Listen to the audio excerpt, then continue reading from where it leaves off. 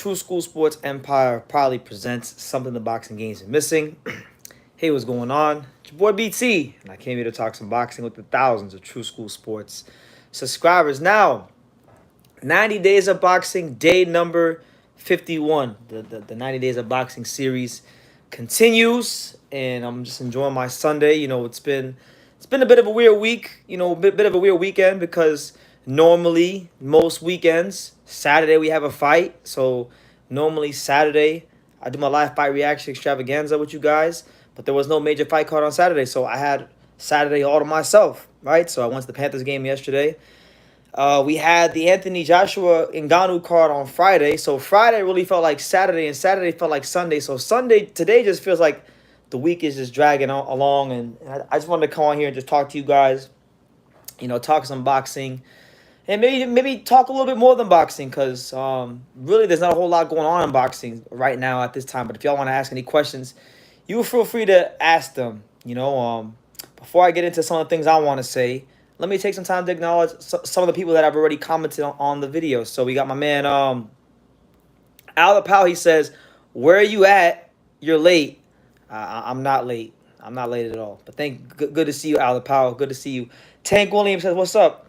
Not much, man. Just enjoying my Sunday, preparing for a really productive week ahead.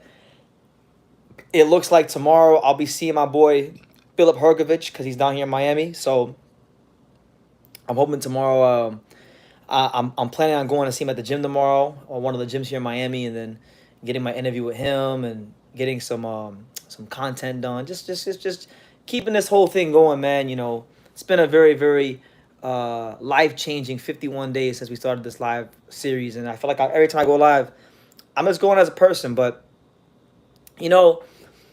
this I've been really like reading into the whole Ryan Garcia thing. All the stuff he's been talking about like with you know the thing the thing he's been talking about, the thing with the elites and whatnot, and obviously how it looks like he's going through some spiritual warfare, and it's crazy, right? Because I feel like everyone in the world goes through some sort of spiritual warfare. Should I go through spiritual warfare? It's spiritual warfare to just be honest and have integrity and cover boxing. So I can't imagine the spiritual warfare he has being a multi-millionaire with the world at his fingertips.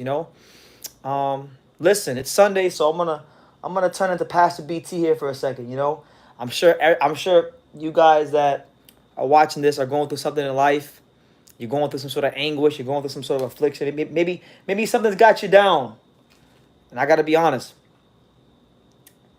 I have things that at times keep me down, But the good book says that we should rejoice in the Lord's love because he knows the anguish and the affliction of our souls. Meaning that, look, if you're going through pain, if you're going through a tough time, just anything in life, take what's got you bothered and bring it to the Lord, man. Bring it to God. Because he understands every last ounce of pain you feel in ways that other people don't. And he meets you right where you're at. So, yeah. Today, man, I'm just waking up like real thankful. Just real thankful for life, for what God has given me and what he's in the process of giving me. I feel like I'm in the middle of a lot of my prayers being answered. So, and I'm thankful for you guys that come and watch these lives. Like, it really does mean the world to me. So, yeah. But anyway, let me let me go ahead and acknowledge some comments. AJ versus Philip, stay busy bout for AJ. That ain't no damn stay busy bout. Philip Hergovich ain't no damn stay busy fight for nobody. If Anthony Joshua fight Philip Hergovich, he's about to get some holes punched straight through him. And I'm so glad Anthony Joshua is getting these big time knockouts. I'm so glad Anthony Joshua's got people talking, because if Anthony Joshua finds the courage to fight Philip Hergovich and doesn't make excuses and fights him anytime soon, whenever he fights him, you're going to find out, and he's going to find out, and people are going to have to give Philip Hergovich his credit. So I hope Anthony Joshua fights him. You got my man, Ala Powell says, be like water and run through holes. Nah, we're not doing that over here, champ. We got respect for ourselves. What fight are you looking for and think more on the same line? Me thinking Taylor more equal, even though I don't like the Euro as much, but I like Taylor. The fight I'm looking forward to, Is that what you asked me? What fight are you looking for, and what do you think is on the same level? I'm having a hard time interpreting your comment, so maybe type it again. But the fights I'm looking forward to is probably the next fight. I would say would be Sinisa Estrada versus Joka Vai, because that's a big rivalry fight for women's boxing, and definitely I'm looking forward to seeing Raymond Murataya fight, and I'm looking forward to seeing Boachuk versus Fundura. Those are probably the fights this month. I could say I'm looking really forward to. You know, the Casanova Pugilist says, "Be thankful we are in the first world with the first world." I absolutely, man, 100%. You know, we don't have it that bad here in the States. We're one of the most blessed countries in the world, and I'm thankful. I'm just thankful, like half the stuff I complain about, it's not even worth complaining about. So yeah, I would agree. Pamaroom says, "I love you, bro." Likewise. I love everybody. Ernie V, good to see you. Salute to you. He says, salute PT. He says, I find it hard to believe that Eddie Hearn is going to allow Madrimov to face Vergil Ortiz, but then again, I don't think he cares about Madrimov. Hopefully, Madrimov doesn't duck. Madrimov is not. One thing with the Uzbek fighters that I don't care. I don't care if we're talking about Madrimov. I don't care if we're talking about Otabek Komatov. I don't care if we're talking about Ergashev. These guys don't really generate a lot of money in the States. Madrimov is probably the most popular fighter from his country, so maybe it's a little different with him. But the most money Eddie Hearn could make in a Madrimov fight would be him against, a Mexican-American exciting fighter like Vergil Ortiz, who, by the way, Vergil Ortiz is a ticket seller. Like, Vergil Ortiz moves numbers. Vergil Ortiz is a guy that has legitimate, impact here in the States, as far as selling tickets. So I don't see why Eddie wouldn't do it if Vergil Ortiz, if Madrimov somehow beats Vergil Ortiz, and then guess what? Now he's got a star in his hands. If he loses, then he cashes out. So it's a win-win for Eddie Hearn. What is your honest assessment of the Joshua knockout? What should be his next real bout? Joshua seems like he's fallen in love with his knockout from his recent social media posts. Should he not get so gassed? My honest assessment of it is that Francis Ngannou doesn't understand certain things about boxing. Credit to Anthony Joshua and his team. They found one chick in the armor and they exploited it with throwing the straight punches down the middle, the straight right hand down the middle. Francis couldn't defend it. I've been very adamant about what Anthony Joshua's next fight should be. It should be Filip Hrgović.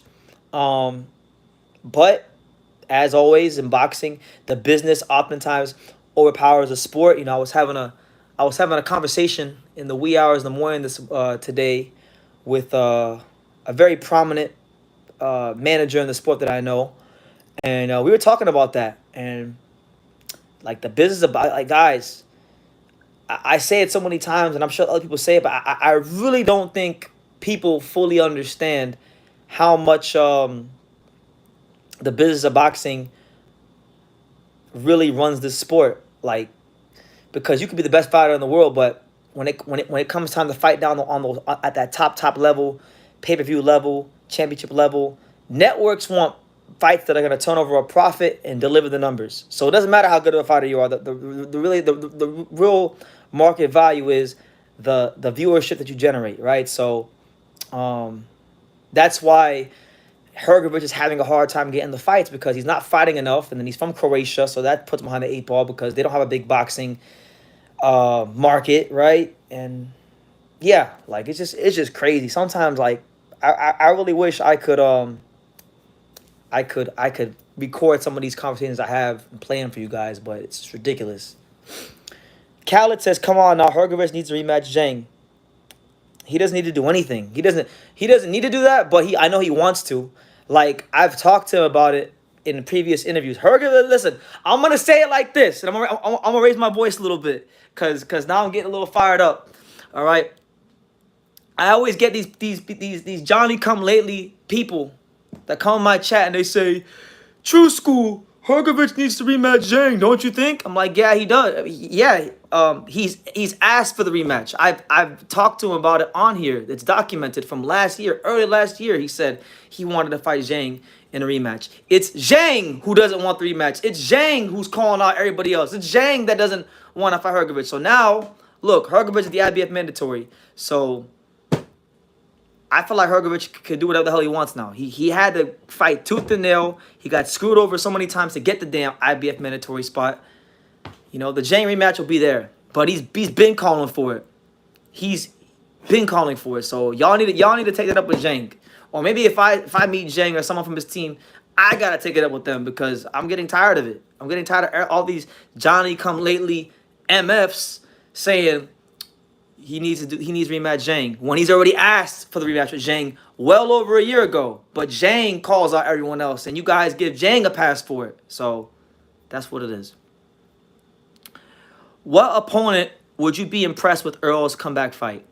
I would like to see Earl Spence fight Brian Mendoza. I think Brian Mendoza would be an amazing fight. Like, and I'm talking about from a realistic standpoint, because obviously he could fight. I could sit here and give you guys the Virgil and all these different kinds of opponents, but I think Brian Mendoza is a realistic opponent. I think Brian Mendoza is a dangerous opponent, and I think that's a fun fight for the fans. So I would like Earl Spence versus Brian Mendoza, or Earl Spence versus Brian Castano. Just one of the PBC Bryans at 154. That will satisfy.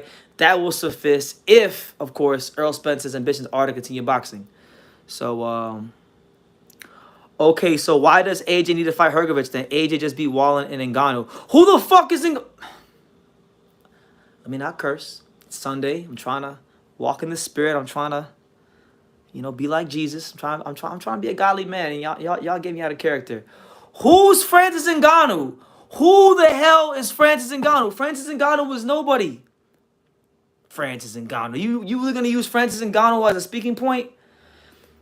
Philip Hrgovic is the IBF mandatory. He's the #1 contender in the IBF. AJ beats him. He becomes the mandatory challenger for the IBF, right? So that's one reason. The other reason is because it was AJ and his team and people like that. They gave it. They started mentioning Hrgovic's name. They started saying Hrgovic is this. They fight Hrgovic and put him on the short list. So all I'm doing is holding AJ to the standard of fighting the #1 guy, holding AJ to the standard of fighters like Hrgovic that are on were on his short list. So what's the problem? And let's not act like Hrgovic ain't isn't a credible top 10 heavyweight, because he is. How good is he? I have my opinions. I'm sure you guys have yours, but we won't know if you guys, the fans in the industry, keep giving everyone a pass for not fighting him. If he's not that good, fight him, get him out the way, and we can move on. But until then, I'm gonna keep talking.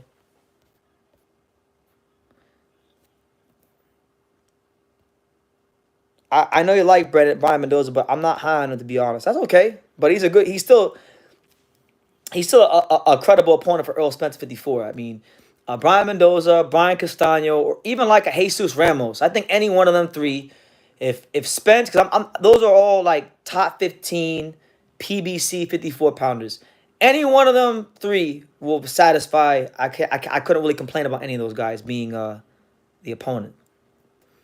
EJ versus Castano itself, they had the whole amateur history. Castano beat him in the amateur, so I agree with that. Why not? And Brian hasn't fought since Charlo, so if Brian hasn't retired, they got to get Brian nice and active again.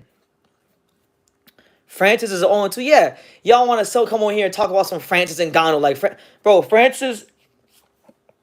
This just proves how like the Anthony Joshua fight. All it proved was the fact that Tyson Fury did not take him serious, because Francis, when it comes to boxing, I mean, I give him the credit for trying his best and getting in there. Like, all respect to him.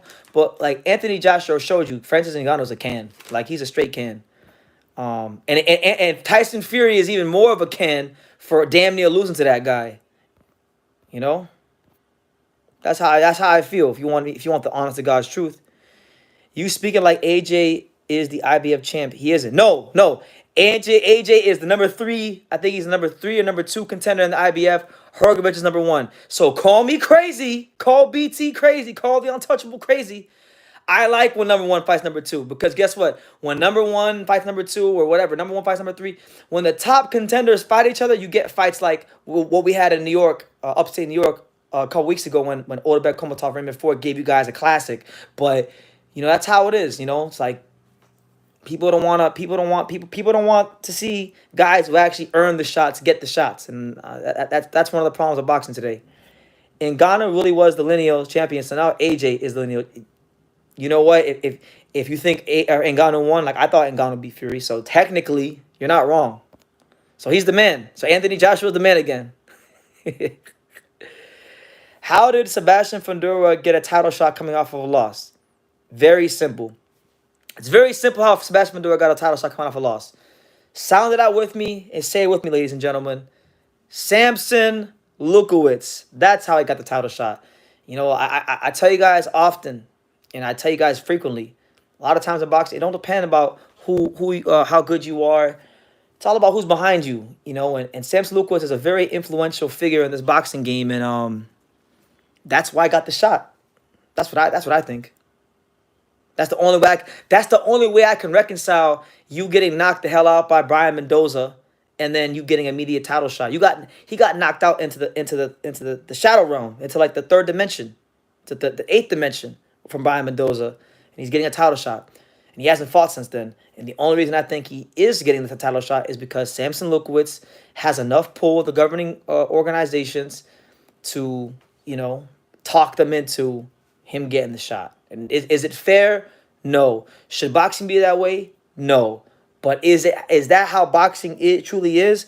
Yes. And it is what it is. If Fundora wins, you know, we'll see. We'll see how if he wins. Personally, I don't think, even if he does win, I don't think he's gonna have the staying power. Once you bake a cake, it's a cake. He doesn't know. He's tall as hell. He gives up his size. And normally fighters like Fundora, who are so reliant on using their size and being pressure fighters and backing guys up, once fighters like that get knocked out, oftentimes they never quite recapture the form that they were once in. So we'll see how it goes. Fundora would be in some great fights if he didn't get beat by Mendoza. Yeah, it's true. But listen, that's why you got to always focus on the fight in front of you. Like the great Terence Crawford said before, focus on your fight before you not make your fight. And that's what happened. They were talking about Fundora versus Charlo, Fundora versus Zoo. He was focused on all these other fights. And guess what? Now he's not making them fights. So that's what it is. But shout out to everybody here. It's your boy BT, the untouchable True School Sports Empire. You know, it's the 90 Days of Boxing series, day 51. Let me know where you guys are watching from. Let me know what city, what state, what continent. If you haven't done so already, smash that like button so this video gets pushed out to as many people as possible. And then, yeah, subscribe, super chat, all that good stuff. Rash Valdo says, Joseph Parker's back-to-back wins are more impressive. Joseph Parker's back-to-back wins against Wilder and Zhang are two of the most impressive wins in the division right now. And Joseph Parker's come a long way. I've got, I would say, like 95% mostly good things to say about Joseph Parker because for the most part, he's fought the best guys in the world. But he ain't out the hook either. Like, Joseph Parker is not off the hook either because he's another one. And he's actually worse than most when it comes to the Filip Hrgović thing because he had a chance to fight Hrgović twice. He got offered to fight him twice for the IBF eliminator spot and turned it down twice. So my thing is, you know, I know he's going to fight Zhang. I wish he would just F off the Zhang rematch. Like, forget the Zhang rematch. And fight Hrgović. They fought in the amateurs. Hrgović defeated Parker in the amateurs. I think that'd be a good fight. And then, again, if Hrgović could get that name on his resume, then that could be a big step in the direction for him. So, if I had it my way, if I was the commissioner of boxing, that would be the next fight we get in the heavyweight division. Hrgović versus Parker, and then, you know, Joshua can go fight the winner of whomever, you know, for the undisputed. And then the winner of Parker and Hrgović can fight, you know, the winner. You know, that's what I would do, but that's not how it's going to be. You know, Gunter Raw says Homestead, Homestead, Gould, Paran, Leisure City, Naranja. You know the drill. Shout out to the real South Florida. And Gotti TV tuning in day number 51. I can't believe it. Can you guys believe it already? 51 days have passed. I can't believe it. You know. By the way, I know it's called 90 Days of Boxing. It's probably going to be 91 days of boxing because the 90th day will be April 19th, which is the day before Haney versus Ryan Garcia. And then Ryan Garcia versus Haney will be the Saturday. So it'll probably be 91 days of boxing, more so than 90. But yeah, 51 days. Ennis can become on, and by the way, David, good to see you, champ. I saw your comment earlier. Good to see you here.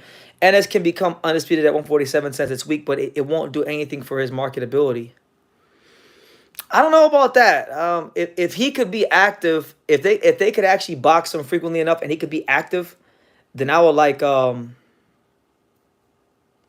I would like. I think it could do well. If I listen, because no matter what, if you go undisputed and then you're boxing enough, you're getting the exposure. That could do something for his marketability, but I just don't think they're gonna box him frequently enough for that to really be a factor. So I really think he should just maybe defend the belt once in Philly or twice at tops and move up to 154. Don't stay too long at 47 because there's nobody really as far as money wise, big fight wise that's gonna do anything for Boots. But that's just me. Brendan, do you like how the Canelo Munguia card is shaping up? I haven't even seen who's on the undercard, so you tell me. If you could inform me who's on the undercard, that'd be great, because I haven't heard anything about the undercard.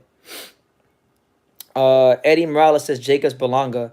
Yeah, I heard. Is that going to be one of the fights on the Canelo Munguia undercard? Because I saw a post on Twitter. I guess Keith Connolly, who is Berlanga's manager, had mentioned the fact that that could be a fight that's happening next, or maybe it is happening next.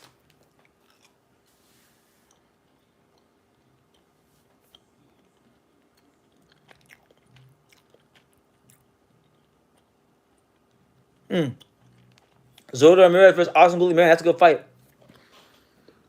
Hold on, guys.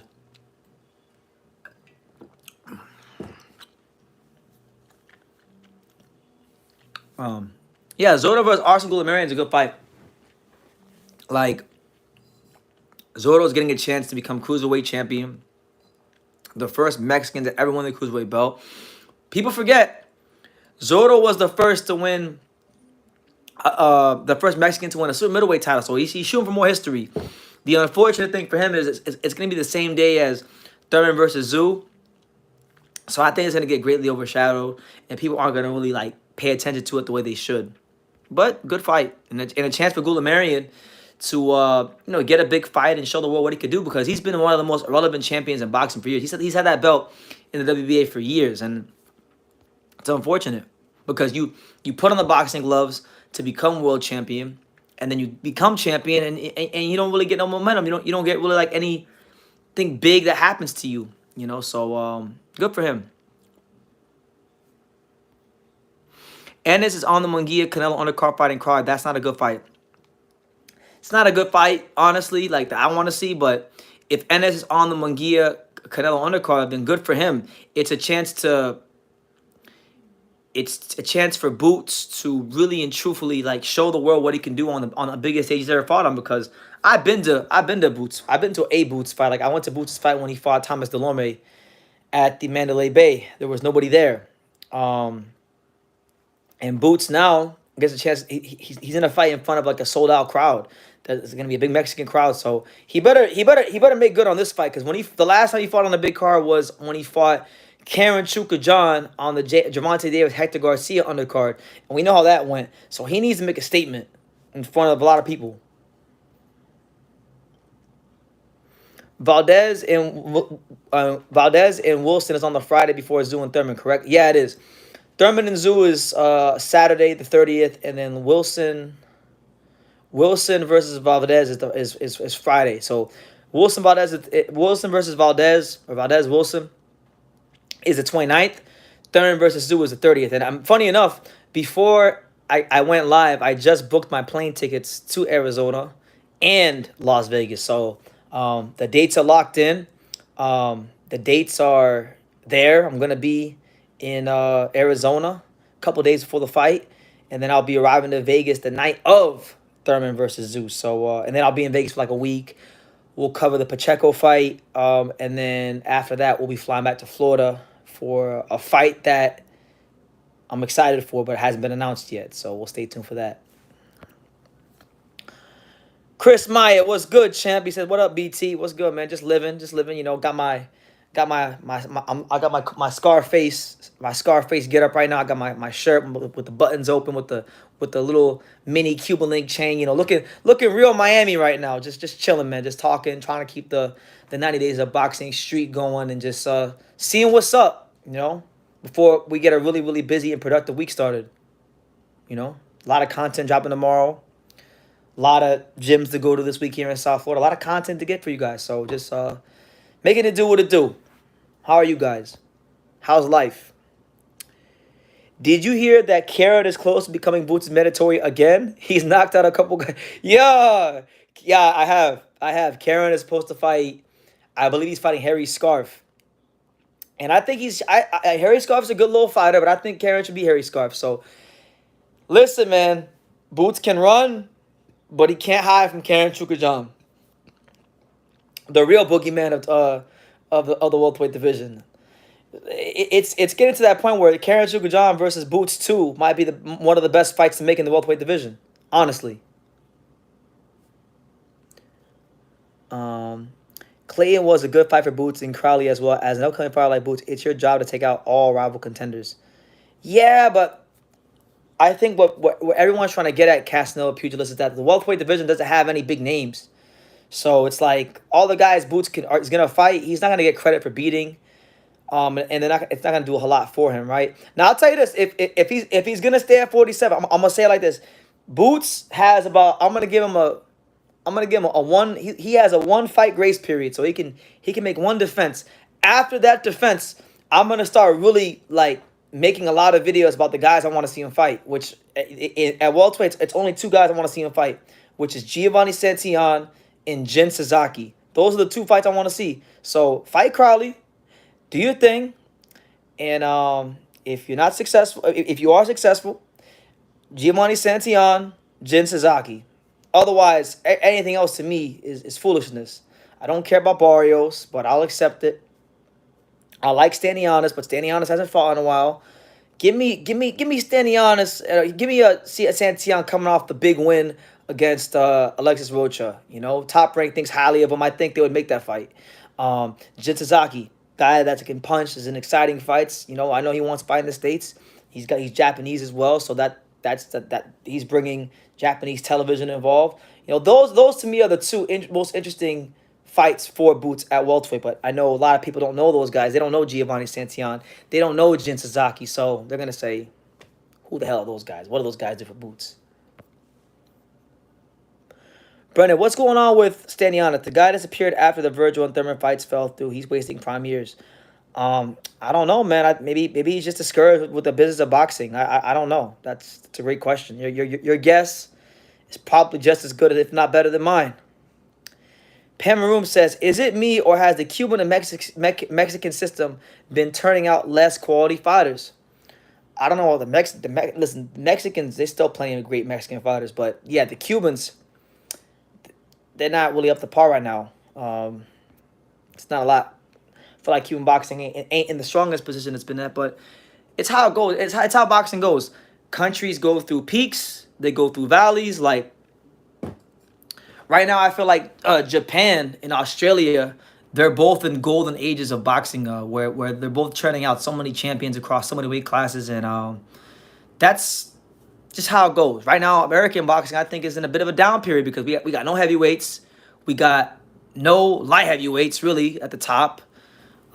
We kind of suck. We suck in the weight class right now. But we'll always have fighters at welterweight and 35 and 40. But I think American boxing's in a bit of a down period. I think Cuban boxing's in a bit of a down period. But right now, Japanese boxing and Australian boxing is in a golden age. So it's just how life goes. It's how boxing goes. Everything goes in cycles. You know the guy I want to see Boots fight? The Venezuelan guy that knocked out Trayvon Marshall. You're talking about Gabriel Maestre. Good fighter. Venezuelan Olympian. That's a solid fight. I like that fight. I actually want to see Maestre fight my guy, Trayshawn Wiggins. But Trayshawn Wiggins is a Don King fighter. So I don't know. But I would like Maestre versus Wiggins. But look, if Boots want to fight Maestre, that's a solid fight. I think Maestre is better than Santillan. He did lose to Michael Fox, though. I don't think he's better than Giovanni Santillan. But to each his own. I know Santillan had the whole Eric Bonet fight that people like to bring up. But, you know, it is what it is. We all got our opinions. They got to fight the fights. Carlos Gomez, shout out to you. He says, the untouchable. Yes, sir. Good to see you, man. Hope all is well. Hope all is well with everybody. Hope everybody's enjoying their Sunday, you know. I've been enjoying mine. All I did today was lay down, rest, and sleep. You know, I'm really just now waking up now, so I had to come on and do the live. But good to see everybody here. Hope everybody had a good, productive, successful week, as I know I did, and I'm gonna have an even better one coming up this week. Because listen, I don't got a lot of time here in South Florida. I'm hardly home these days. So I'll be back. I'll be back out west beginning on the 27th. On the 27th, I leave for Arizona. So should be fun. How good is Nishida, the guy who's fighting Rodriguez? I know he's inexperienced, but he has a win over Diego Higa. I gotta watch him. Nishida, that's the guy he's like 8-1, right? He's like 8-1 with 0 knockouts. I'm pretty sure you're speaking about the IBF mandatory. I haven't watched him yet, but I have it in my notes to do a video about it. So when I do my video about it, I'll watch him and I'll have an opinion. But I think Rodriguez is gonna get some big fights this year. It wouldn't even surprise me if Roman Gonzalez, if he want to be in the guy that Roman Gonzalez fights for the title at 118. Honestly, I think out of all the champions, the guy that Roman Gonzalez probably would fight. Just looking at the landscape and who's champion, who's not. Because for those of you who don't know, Chocolatito has confirmed it, not just to other news sources, but people on his team have told me as well. Their ambition is to target that belt, one of the belts at 118, so Roman Gonzalez can end his career as a 5-division champion, which very few fighters in boxing history have ever accomplished. So, looking at who's champion, I think that's the guy he winds up fighting. Yurt says, do you still think PBC is going out of business, buddy? Yes.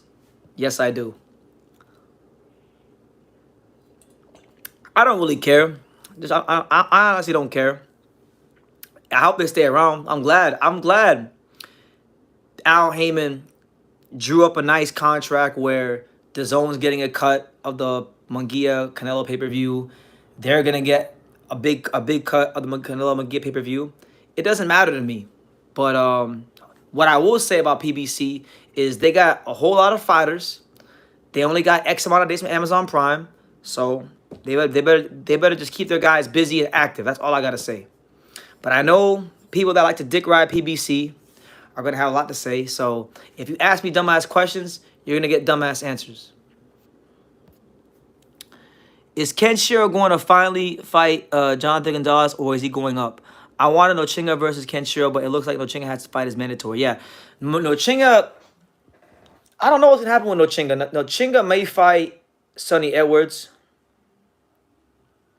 or if he doesn't fight Sonny Edwards, he may have to fight as mandatory Christian Araneta, the Filipino fighter who I think he already fought and he beat him. So, as far as Gonzalez and Kenshiro, yeah, he needs to hurry up and get to it, because he's the reason why the whole light flyweight division can't unify, because he's over there just fooling around, pulling out of fights. Just listen, fight Kenshiro, take your ass beating, and let's move on. Good fighter. I like Roman Gonzalez. Good fighter. He's never lost in 108. He's one of the most credible fighters out of Puerto Rico right now.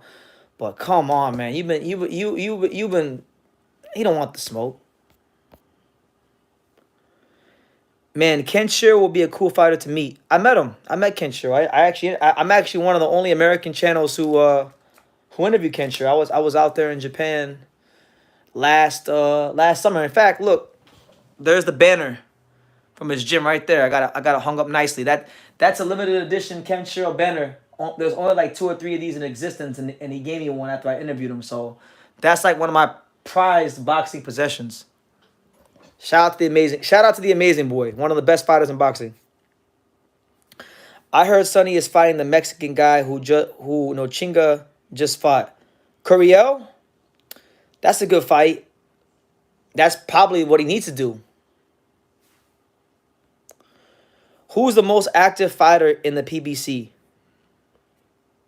The most active fighter in PBC. That's a good question. I know Boots fought Boots fought twice last year. I think he fought twice. It had to be a prospect. It had to be someone like Elijah Garcia. I don't know. I have to think about that one. David says, nah, PBC needs to go. Their fighters are too inactive. Active and PBC don't go together. Yeah.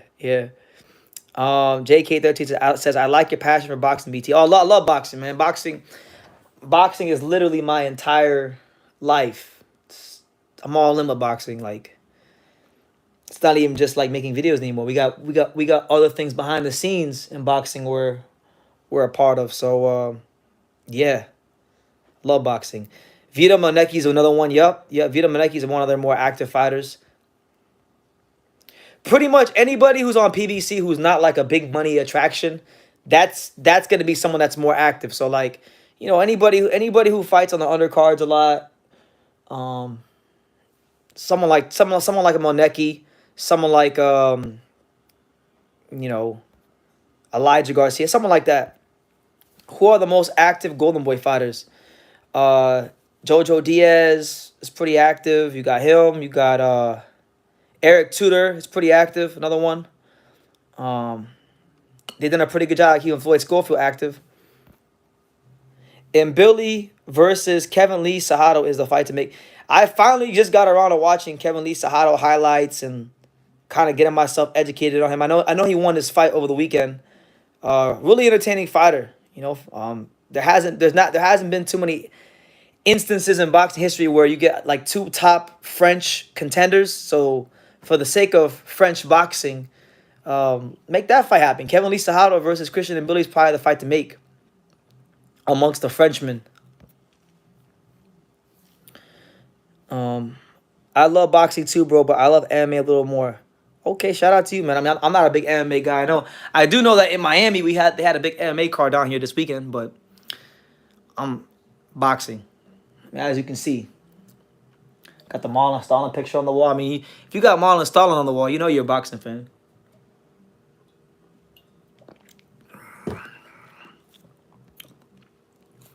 Yeah, Kevin Lee Cejudo, he's the savage, man. I saw this one fight where he knocked out, I think it was Jack Collin to the body, and then he started doing push-ups while Jack Collin was being counted out. He's a savage. I like him. I like fighters like him. Boxing needs fighters like Kevin Lee Cejudo.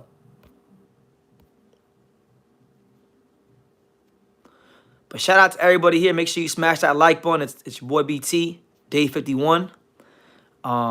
He says you need a Naoya Inoue poster. What are you talking about? I've got plenty of Naoya. Look, Naoya Inoue's right there. What are you talking about? Inoue and Phone, newspaper from Japan, right there. Oh, look, Inoue. Inoue and Romo Gonzalez Ioka, 2014 Boxing Beat magazine. What are you talking about? Inoue gets his love. And it'd be funny, too, because a lot of the Inoue fanboys, they be hating on me because, I want to see him fight certain guys at featherweight. Do you see Top joining Amazon? Top Rank? Why not? Amazon Prime is a good platform.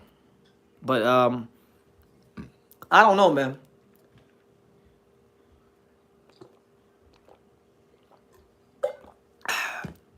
I think boxing is going to go through a bit of a change as far as the networks and programming. You need a Jake Paul and Charlie Zelenoff post. I do. I need Jake Paul, I need Charlie Zelenoff, and I need what's that guy's name? Austin McBroom. I need an Austin McBroom poster.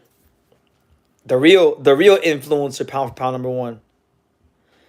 I don't see a Canelo poster there. Yeah, because I'm not a Canelo fan. That's why he's not there. Let me see. Is Canelo on the wall? I don't think Canelo. Yeah, Canelo didn't make the wall of glory. Maybe when I get some time, I'll download a picture of I'll print a picture out of Dimitri Bivol jabbing Canelo's face off. We can put that one on the wall.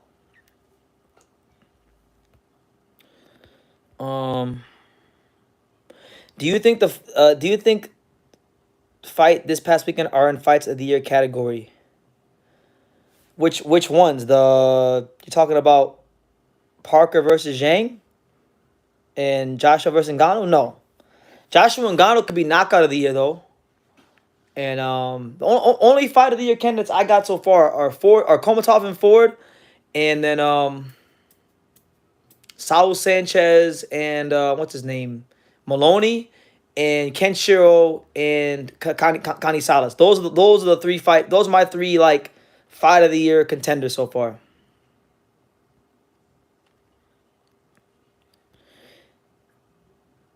And this Cuban that fights at super middleweight is okay. Check. Let me know who he is. Or a poster of Barroso. Yeah, I should do that. Bivol didn't hurt Canelo that bad, bro. But no, but he gave him a boxing lesson. That's what he did do. He gave him a straight boxing lesson. By the way, you said that Yamanaka was your first Japanese boxer that you follow. Who was the second and third Japanese boxer you follow? That's a great question. So Yamanaka was first, and then I think not too long. Yeah, not too long after Yamanaka, that's when I started really like paying attention to like Inoue. And then after Inoue, I'm gonna say it was who else was there? You had I'm trying to think. I'm gonna say it was Inoue, and then I'm gonna say it was maybe I'm gonna say either Kenshiro or Tanaka because I remember I had just started watching Kenshiro like fights, and I just started hearing about Kenshiro. So I'm gonna say it was Yamanaka, then it was Inoue, then it was Kenshiro, something like that. A poster of Ward punching Kovalev in the balls. Oh God, yeah. Might need to get that one too. Is Gerald McClellan on the Wall of Glory? Gerald McClellan is not on the Wall of Glory, but I like Gerald McClellan. He's a great fighter. He probably deserves to be on the Wall of Glory, but like most of the fighters that are on the Wall of Glory, like most of those are like press passes from fights, and then the guys here are like fighters that I'm big fans of. So like George Foreman, Marlon Stalin, Roman Gonzalez, Inoue, Ioka, Riddick Bowe, Michael Nunn, more Roman Gonzalez. So right now, if I was gonna move a magazine off the Wall of Glory, we'd probably move Golovkin and Murata because that one's just there because I thought that was the first ever Amazon Prime fight. So that's why that's there. But that one's probably the one that's gonna get moved soon. Shout out to my guy, two best bros out there in the Black Country, the Midlands. Musa, my guy, what's going on? He said, "What's up?" And Gotti TV says, Brennan, are you covering the Pro Box card in Plant City this week between Barrera and Hot Rod? Nah, I won't be at that card. At least I don't think I'll be at that card. But no, I'm not going back to Plant City till April the 10th. April 10th, which will be, as it was announced on Angelo Leo's Instagram. That'll be Angelo Leo's next fight. That's when I'll be at the next Pro Box card, I think. I can't say who the opponent is, but Angelo did announce it today on his Instagram. So April 10th, I'll be fighting. So, yeah. That's when I'll be back in Plant City, April the 10th, and that'll be right after I cover the Richardson Hitchens Diego Pacheco card on April 6th in Vegas. So, what is the hardest hitting ball puncher ever? Come on, man, you know who that is. Andrew Golota, the man that fought Bo. Andrew Golota, for sure. And then Andre Ward's number 2. By the way, I forgot his name, but there is this one Panamanian guy who fought Yamanaka. He's fighting a young Japanese dude to spar with. You're talking about Anselmo Moreno. Yup, Anselmo Moreno. He's fighting Hayato Tsutsumi, and that'll be on. I think it's April. I forgot that. I think it's like April 27th or April 13th or something like that. But yeah, that's the fight I'm thinking of. Two Best Bro says, "Remember my son? He's gonna be big." Yeah, I'm sure he's gotten a lot bigger since I last seen him because I was there 2019, so we're talking about already damn near 5 years ago. That's crazy. It's been almost half a decade since I went to the UK. So I need to get up. I need to get back out to the UK. We need to go to the UK. We need to get a little more international. I'm going to Japan later in the year again, but be nice to go to the UK for a fight. Hopefully, like Isaac Chamberlain has a big fight or something like that, so I have a reason to go. Orlando Salido is the number 3 pound-for-pound ball puncher of all time. Yeah, he used to do him dirty. Bro, the fight that you said you first saw of Yamanaka, the guy's still fighting in 2024, and it's against the 126 contender. Yeah, I made a video about it already. And Moreno versus Tsutsumi. Yes, sir. Musa says he's 5'11" and he's 16. Oh, my God. Shit, it's all those chapatis. So chapatis or chapatis. I forgot how you say it, but it's all that the chapatis you're feeding him. That's why he's growing so big.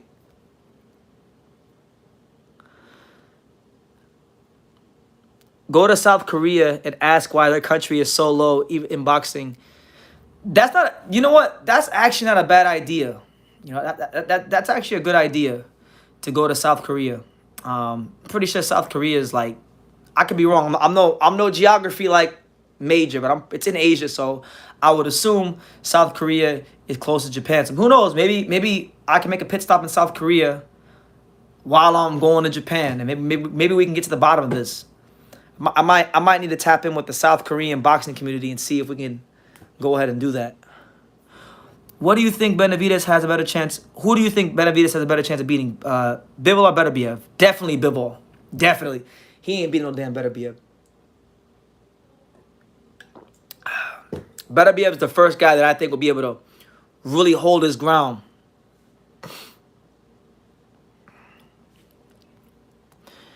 SK, South Korea part produces more championship type of fighting because they do Taekwondo. Yeah, but like South Korea they used to have champions. They used to have like top contenders. I mean, the right now the only South Korean fighter there is that's doing anything is not even a man. It's a woman, and that would be Hugh Ming Choi. That's that South Korean girl that Alicia Bumgarner and Michaela Mayer all say is ducking her. And what's crazy is she was at the WBA convention when I was there. She's kind of fine. I'm not gonna lie to you. I didn't think she looked that nice in person. She kind of surprised me. That's about it though. That's the only South Korean boxer I know about. And that's a shame because South Korean fighters used to have tough contenders like In Jin Chi. It's crazy because I believe South Korea still is one of the most boxing world champs, even though they haven't had any since the early two. Yeah, that's what I'm saying. Dooku Kim, In Jin Chi. And the list goes on and on. South Korea got to tighten up. South Korea is about a 1.5, I think it means 1.5 hour, 1.5 hour flight to Japan. Normally you fly to Japan, then to South Korea. Okay, Salal. I might need to start getting the logistics of that down. Like, go to Japan. Because my plan was, I wanted to go to Japan in late July. I wanted to stay in Japan for 2 months. Because last year I was there for 1 month. So maybe go to Japan for like 2 months. And then come back to Florida. That was the plan. But now that you guys are telling me about the South Korea stuff, the wheels in my head are kind of turning. And I might got to tap in with the South Korean boxing community and see if we could go ahead and maybe add South Korea to the list. Go to Japan for however long I'm there for, and then go to South Korea. I didn't pay more attention to boxing overseas because some of their domestic boxing matches is more worthwhile seeing than fights in America that's supposed to draw bigger live gates. Yeah, you're not lying. You're telling the truth, Eric. American boxing got to tighten up. Is she really? Hugh Ming Choi is from North Korea. See, I didn't know that. See, now the more you know. Diego Pacheco would smash Berlanga. I would love to see that fight, Berlanga. And I know Berlanga's team wants that fight. That's a fight that I know that his trainer has said that they would love. What do you think of Diego Pacheco, future champ? Yeah, for sure. He's a guy that I've been high on for years. Not just 1 year, not just 2 years, but I'm talking about since like 2019. Like early in his pro career, I've been high on Diego Pacheco. I think he will be champion. I think he will be a big factor in boxing.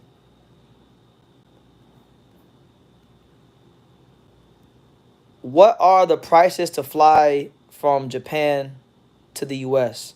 So normally what I did last year was I had to go cover the Tank Ryan fight. So I covered that fight. And then from Vegas, I went to L.A.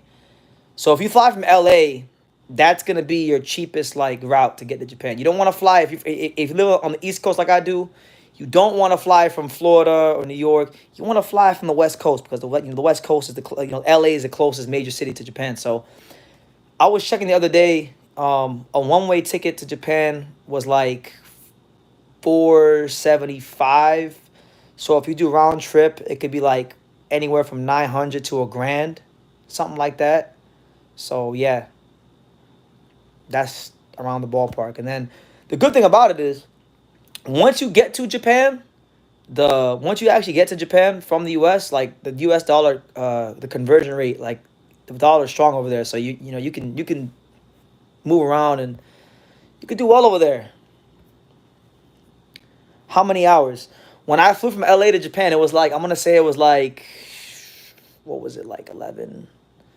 I'm gonna say it was like anywhere from 11 to 13 hours. It was a long flight. It was long. Does Vietnam even have a footprint in boxing history? Historically, now that I think about it, I know Thailand. I know there's been Vietnamese fighters. The only Vietnamese fighter I can remember right now that's fought recently is the who was it? There was this woman's fighter. Her name was like T2 Nungen or something like that. I forgot who she fought.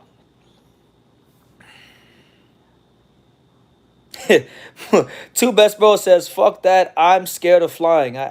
Trust me. I don't blame you. I've been traveling. I've been traveling by myself on planes since I was 14. So we're talking about almost 16 years of flying. Um, I don't get nervous when I fly in America. I didn't even get all that nervous when I flew to the UK. But when I went to Japan, oh my god, because of the length of the flight, I was extremely nervous. Just because that's a long time to be in the air. Yeah, yeah, M easy. 11 from and that's only from LA. That's if you're flying from the closest major city in America to Japan. Now, if you fly from New York or if you fly from Florida, oh my God, which I'll never do. But if you were to fly from New York or Florida, that's gonna be like at least 20 something hours. That's gonna be 20 plus hours. So hell no. Ulises Iglesias. He got a big stoppage. I can't remember what card it was on, but it was on a recent card. I saw the highlights. I forgot who he stopped. Should you order money from the bank or convert at the airport? I would highly advise anybody going anywhere, like definitely get your money at the bank, because if you get it at the airport, they're gonna hit you with these fees and it's gonna put a dent in your money. I had to learn I had to learn the hard way when I went to England the first time in 2019. I was young kid. I didn't know my ass from my elbow. Um, I just kind of winged it. And when you travel internationally, as I've learned in my international travels, you can't wing it. Like you can here in the States. So you want to be prepared and definitely get your money at the bank. Don't do it at the airport because they're gonna hit you with the conversion rate. You got the conversion rates, and then you got the fees, and it's just a lot. What's the best bet lock this about weekend in boxing? The best bet? I'm not a betting man, but let me see. If I had to think, what do we got? I mean, I would need to see the odds to really know what the best like lock is as far as value. But coming up, we got what Maxi Hughes versus Zapata. So I would say I mean I would assume that the odds for a Zapata stoppage are pretty good. So I would go with the Zapata stoppage.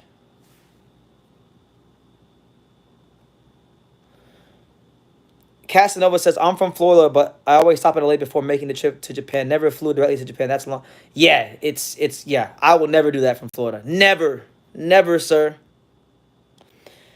D Wander says, "What are the top five Latin American boxing countries?" That's a great question. So we'll say Mexico, Puerto Rico, Nicaragua for sure. Those are like the big three. Cuba for sure. And then it's tough. The fifth one is tough because you got Venezuela, you got Colombia, you got Argentina. We'll go Argentina. I'll say Argentina five. So we'll go with those five. We'll go with Mexico, Puerto Rico, Nicaragua, Cuba, and Argentina.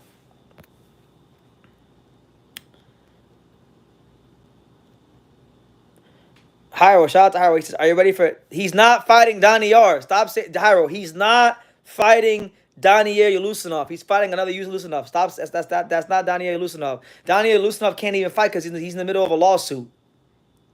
Which, by the way, his manager was threatening to sue me on some bullshit about 3 months ago.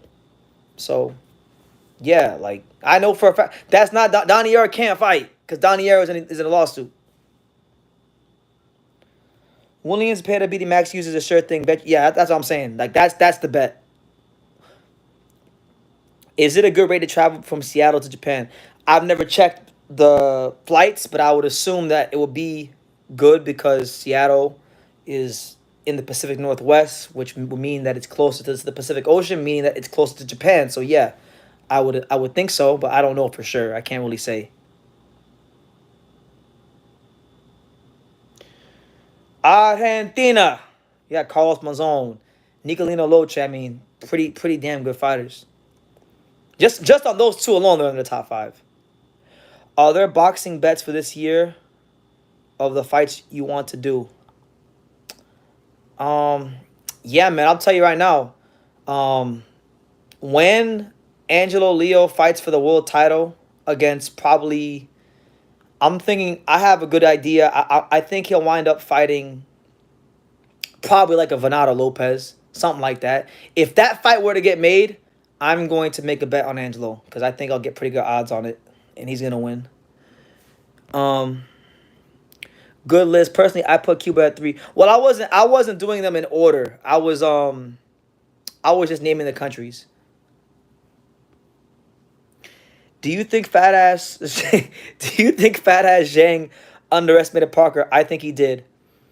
I don't think he underestimated Parker. I just think Parker was all wrong. It goes back to what I said when the fight first got signed. I think Parker was all wrong for Zhang, just due to the fact that he's been fighting a lot, his experience, his conditioning, and I think Zhang fell in love with his power. You know, Parker wasn't gonna sit there for him like, what's his name? Parker wasn't gonna sit there for him like Joe Joyce did. So that's what I think. Do you think Lee Wood might fight Odebeck now? Maybe. I think a lot. I think it might be easier to for Odebeck to get fights now because he's showing vulnerabilities. You know, he's not this. You know, he's a good fighter, but now he doesn't have this mystique around him because Raymond Ford stopped him. Are you gonna watch Fight on Friday? You watch Top Rank when they have shows at the theater. Talking about Callum Walsh. Sure, why not? I mean, I gotta get some Callum Walsh content going here on Callum Walsh and Kevin Lee Sahato.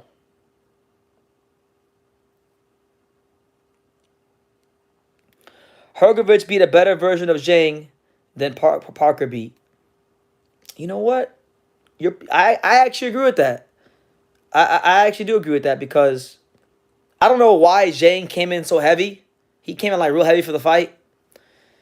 Maybe he fell in love with his power and he felt like if he was heavier, he could knock this guy out quicker. But that's not how boxing works. That's not how punching power works.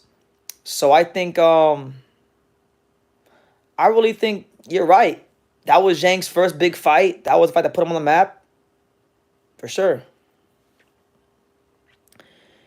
Shout out to the boxing mob, my guy, Sebastian. Good to see you, champ. He says, yo, Brennan, what do you think of Danny Jacobs versus Edgar Berlanga? I just saw a photo of them at the Knicks game facing off. Yeah, I saw the same thing. To be honest, that's a fight I never thought of. But it makes sense. It's Brooklyn versus Brooklyn.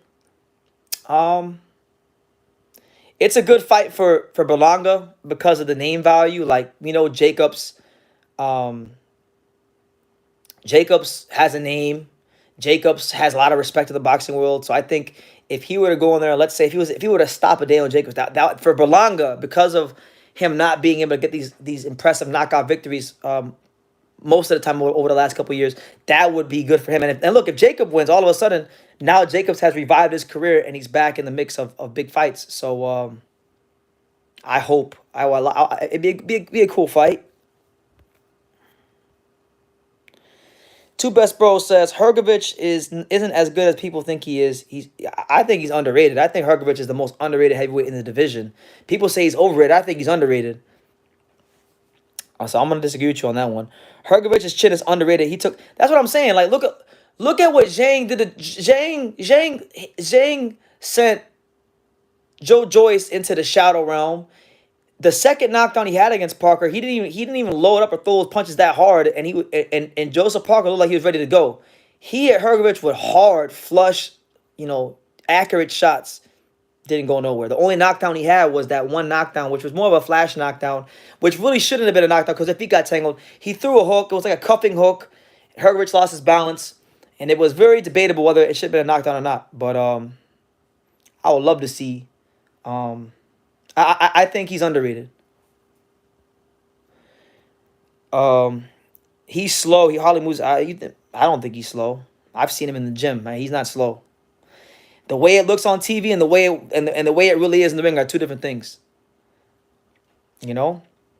And the only guy that really hit him was Zhang. And Zhang really couldn't hit him Zhang wasn't really hitting him a whole lot from round 7 to 12. All of Zhang's great work for the most part came in rounds 1 through 6. So he made adjustments. You know what I'm saying?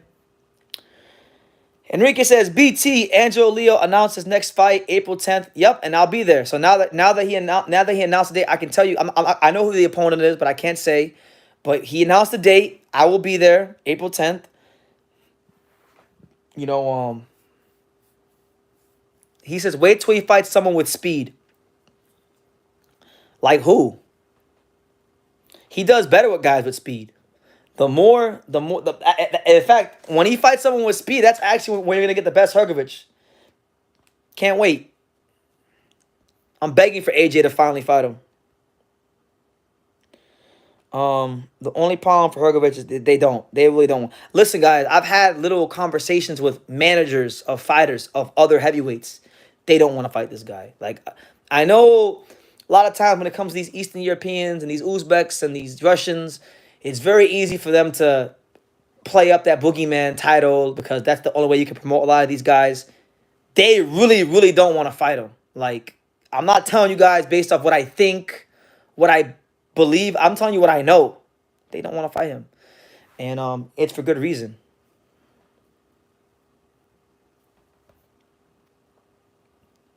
But shout out to everyone here. He said, Hyro says, BT, can you get me in contact?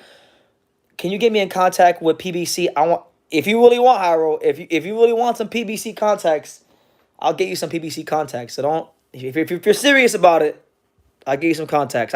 I know just the person for you too. Yeah, that Joyce is calling out Parker now. Yeah, it make a lot of sense. I mean, Parker stocks at an all-time high, and he already knocked him out. So if he can do it again, that looks good on Joyce. But yeah, April 10th, I'll be out there in Plant City for the Angelo Leo fight. It's gonna be a good fight. I can't tell you guys who it is, but I can tell you I saw Angelo do some high-level sparring when I was out in Vegas, and boy is sharp. Boy is ready to show you guys that he's not just one of the best fighters in featherweight, but he's one of the best fighters in the world. And God willing, he come through and he win that fight. And then after that, I have a big reason to believe he's fighting for a world title next. So just really excited about his progression in the sport. AJ Hrgovic, in my opinion, zero chance of it. Both want a chance at the undisputed title, and one of them would have to lose. Well, you know what? Someone's got to risk something. Like people got to stop playing it so safe in boxing. Like if there's no risk, there's no reward. Eric says, as soon as I'm able to go overseas, we might run into each other in Japan or Thailand because I'm going to seek the boxing venues over there in Asia, and their fights don't get enough credit. I agree. And I don't know if I'm not going to go to Thailand, but I'll be in Japan. So if you're in Japan, True School Japan, going to be in full effect come July. Who is Angelo Leo's new promoter? Probox TV. He's already did 2 fights with them. He's actually one of the only fighters in boxing that's exclusively signed to Probox. But he does have the flexibility to go fight on Top Rank, to go fight on PBC, Matchroom, DAZN. So because that's how Probox does things. Probox allows guys that are exclusively signed to them to go fight, other rival promoters. So if fights don't happen for Angelo at the World, if he keeps winning and has impressive performances and fights don't happen, it's not going to be because of him. Mark my words. It's not because of him. It's because of the other people because he's free to do that. I mean, look, you guys want to talk about activity. When he fights in April, that's going to be his third fight in 5 months. He fought November against Nicholas Polanco. He fought January against Mike Plania, and now he's fighting in April against an opponent to be named soon. So I mean, tell me another fighter, apart from Tim Tszyu, that's boxing as much as Angelo Leo. It's not a lot. Is Inoue fighting in Australia? He was a real one. No, he's not fighting in Australia yet. Sam Goodman's promoter, George Rose, just he said in an article that if Inoue beats Neri, that he's going to be looking to make an offer to Neri, or not, to Inoue, to fight his IBF mandatory challenger, Sam Goodman, in Australia. So we'll see how it goes. I'll tell you this. One of my bucket list countries is Australia. I want to go to Australia very badly. I would love to see Inoue versus Goodman in Australia. That'd be a good fight. And it'd be in a beautiful country with great boxing fans. BT, why haven't you interviewed Daniel Rubin on the channel? I'm pretty sure you could ask better questions than Ness. Did Ness interview Daniel Rubin? If he did, I didn't know that. But I don't know. I just haven't. Maybe I'll put Daniel on the list this week for guys I want to interview. Bro, do you think Japan is far? It is far. Yeah, Japan's really far. Japan is far. Like it's in the Far East, you know. So yeah, it's far. Honestly, it makes going to England feel easy. That's how far it is. Zepeda is good, but he couldn't knock out Rene Alvarado, who was a gatekeeper. Listen, that David, you bet on enough boxing. You know, sometimes guys, guys, they go ahead and they're supposed to knock a guy out and they don't. He said Australia from America is on another level. Yeah, man. That's what I'm saying. Maybe I might have to go from Japan to, who knows? I was thinking about staying in Japan for 2 months, but who knows? Maybe I'll cut it short and go to South Korea. Then I'll go to Australia. I don't know. Who knows where the boxing journey takes True School Sports? But yeah, Australia is a country that I like a lot. I like the people from there. I get along well with a lot of Australians, and it just looks like a cool place. So it'd be nice to go. Oh wow. So okay. So I guess if Ness did the Daniel Rubin interview, then I gotta do the Daniel Rubin interview. Which major boxing fight are you willing to pay front row tickets to this year? That's a good question. Right now, there's not anything that's signed that I would pay like front row tickets to go see. But I'll say, if I had to, as a fan, not as a reporter, but just as a fan, Beterbiev Bivol would be real cool. I would love to see that fight in person, front row. Who wins Fury versus Usyk and Herger versus AJ? John Smith asks. I'll go with Fury, and I'll go with Hergovich. Can you believe Thurman versus Tim is $75 and the age fight was only $30? Actually, yes, I can believe it, and I'm surprised it's not more. I thought it would be. I'm surprised it's not more money. Knowing how boxing pay-per-view in America is, sometimes I get surprised. I'm like, wow, it's only 75. You sure it's not 90? You sure it's not 100? Because they really be screwing the boxing fans here. Raw Dog says, I buy the cheapest seats and sit where I like. I ain't mad at that. I've done that plenty of times in the past. I hope Beterbiev beats Bivol so we can, yeah, we'll see how it goes. And shout out to everybody here. Let me know where you guys watching from. What city, what state, what continent. You know, it's your boy BT. 90 Days of Boxing, the untouchable True School Sports Empire, giving you guys that 90-day live day number 51. Smash that like button. Subscribe if you're new. We just hit 73,000 subscribers too. And by the way, shout out to my guy Sebastian, the Boxing Mob. He said, where's his comment? I forgot to acknowledge his comment. Where was it at? He says, my man, good to see you. Congrats on 73K. And yeah, I agree with your points. Both Jacobs and Berlanga can benefit from this in different ways. Yes, sir. And thank you. Yeah, 73K. It's been a long time coming. Looking forward to 74K real soon. But yeah, as far as Berlanga Jacobs is it's a good fight. I think if they have it in a smaller venue in New York, that's a fight that I think would do really good business at the theater, at the Hulu Theater in New York. We got Lincoln, Nebraska in the building. Okay. Fontana, California. Okay. Which boxing fight have you been to and shocked that it wasn't sold out? Shocked that it wasn't sold out? Trying to think. Nothing really shocks me when it comes to that. Cause I got a pretty good grasp on what sells out and what doesn't. But I would say it really surprised me when I went to the Deontay Wilder fight in 2017 against Tavern, the rematch. I wasn't surprised that it didn't sell out. I was just surprised with how empty it was, you know? Because I felt like if you're the heavyweight champion of the world, getting knockouts like Wilder, and you're fighting in New York, and it was a pretty good undercard, you should have sold more tickets. But again, boxing fans are stupid, and he was supposed to fight Ortiz that fight, and Ortiz pulled out, so a lot of people didn't show up and got rid of the tickets. But that fight really surprised me, just as far as like the fact that there weren't more people there.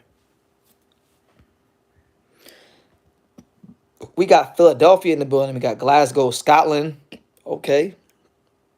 So we're pretty well represented. You guys know where I'm at. I'm in South Florida doing my best Scarface impression with kind of like a Scarface shirt and the gold chain, looking real Miami right now. I think Cody Crowley is a good fight. Murtai can get and win. Yeah, well, Crowley's a 47-pounder, so I don't think that Murtai will be looking for that fight. But listen, uh, Muratai's got Robert Garcia behind him, a great trainer, great manager, astute boxing mind. I'm sure they got a great plan for him. Hyro says Brandon Adams has appeared on Fight Hype. Oh yeah, what's good old Brandon saying these days? I thought Canelo didn't want to fight Mexicans, but he's fighting Munguia. Don't listen to Canelo. Canelo's a diva. And Canelo will do what he wants because Canelo has been able to do what he wants. But I'll say this. He's a hypocrite for fighting Munguia, but I'm going for him to beat Munguia. I hope Canelo puts Munguia in a body bag. Honestly.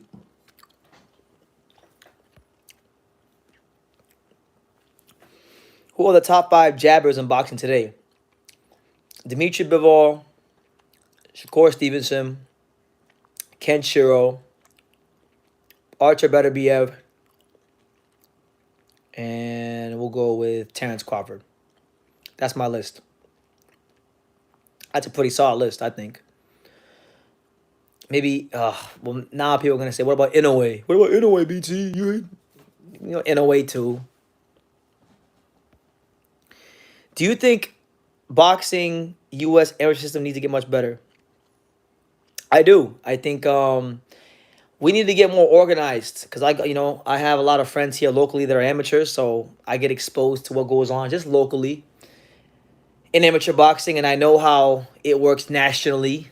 And the one word I would use to describe a lot of amateur boxing tournaments in the States is just it could be real disorganized at times, and that's why I feel like a problem I see a lot of amateur fighters having is that they're having a hard time getting matched.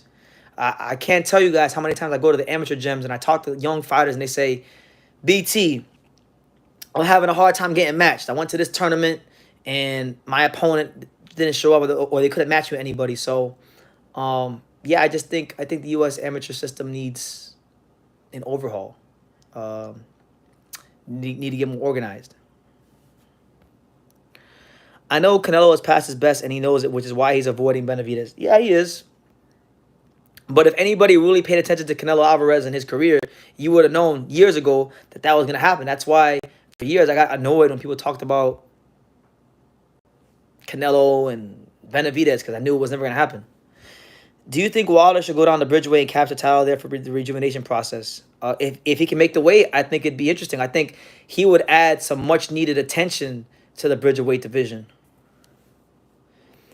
I'm thinking about getting tickets for the Haney versus Ryan Garcia fight, but Ryan getting out of the fight worries me. Do you think that he'll fight on 420? It's tough. I think he will. but it's not a fight that I would buy tickets to and be confident that it's gonna happen. Hyro, I don't like the hate. I like Mungia. I don't like the hate he gets from people. Yeah, it is what it is. I'm not gonna get too deep into Mungia because people know how I feel about him. But yeah. What did Milton say? Milton said what? Milton said, "Sorry, I meant Chamberlain." What about Chamberlain? What did Milton say about Chamberlain?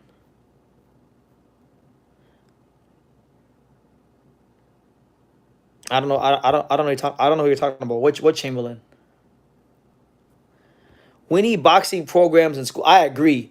I think boxing would be. I think kids, the adolescent youth of today in America, would be better if we had boxing in schools because they would give them a chance to.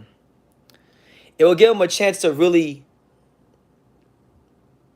like get out their anger and their frustrations and their aggression out in a healthy way, and they could actually fight.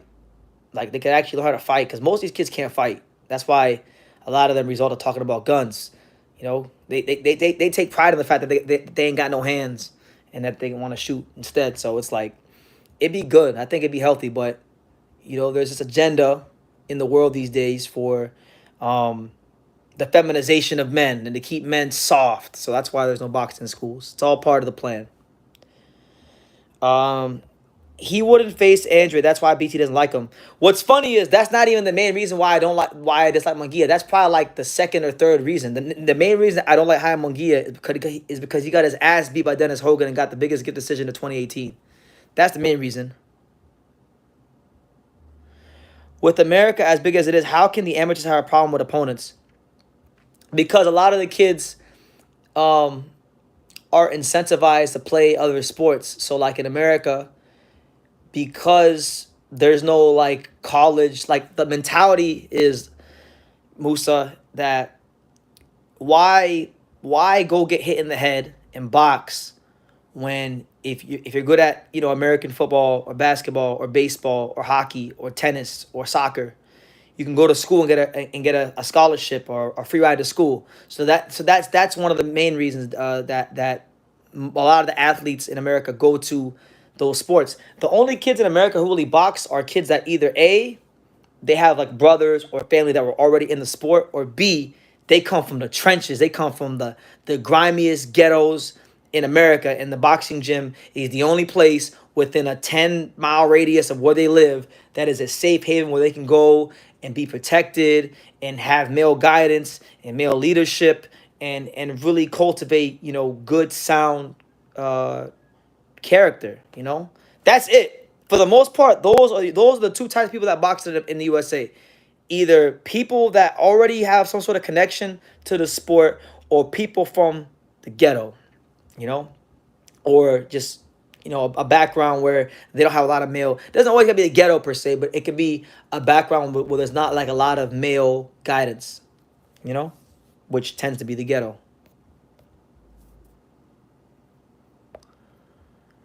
Um, I don't condone Munguia avoiding Andre, even though Andre has an awkward style. I think the Johnny Beck thing is even more unforgivable because that fight would have been. Well, that's what I'm saying. It's not just Andre. It's